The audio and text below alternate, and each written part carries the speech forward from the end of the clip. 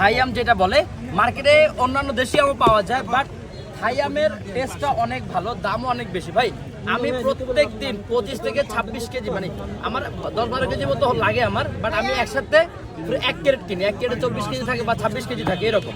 তো 1 কেজিতে যেহেতু আমি 1 ক্যারেট কিনি, আমার জন্য পাইকারি রেট রাখা হচ্ছে 950 বা 900, যখন যে দামটা।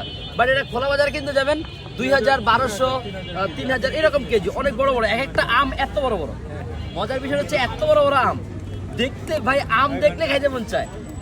আমরা শুধুমাত্র যে উপরে আম দিচ্ছি তা কিন্তু না, আমরা কিন্তু আমের জুসটা বানাই হচ্ছে গিয়ে এই যে ভিতরে যে স্পন্সর দেখতেছেন না, এটা কিন্তু যে সিরামটা ব্যবহার করা হয়েছে ম্যাঙ্গোর জুস, মানে আমের জুস। এই আমটাকে ব্লান্ডার করে ছেঁকে এটা পানিটা হচ্ছে গিয়ে মাঝখানে দেওয়া, শুধুমাত্র হালকা একটু চিনি ব্যবহার করছে যাতে হচ্ছে গিয়ে স্পঞ্জটা মিষ্টি লাগে, যাতে টক না লাগে। আর উপরে যে মোটা লেয়ারে যে হলুদ কালার যে মোটা লেয়ারটা দেখতেছেন, এই হলুদ কালারের মোটা লেয়ারটা হচ্ছে গিয়ে ফুল হোয়াইট চকলেট, ব্লুবেল ব্র্যান্ডের হোয়াইট চকলেট। ভাই এই যে কালারটা দেখতেছেন না, 100% ফুড গ্রেড কালার, 100%।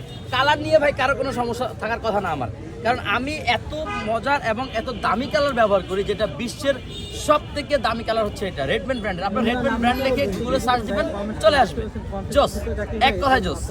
আর হচ্ছে গিয়ে কালার তো বললাম, চকলেটও বললাম, ম্যাঙ্গো বললাম, আলহামদুলিল্লাহ সবাই ট্রাই করতে চলে আসবেন ইনশাল্লাহ। জাকির ভাই তিরামিসুগুলা।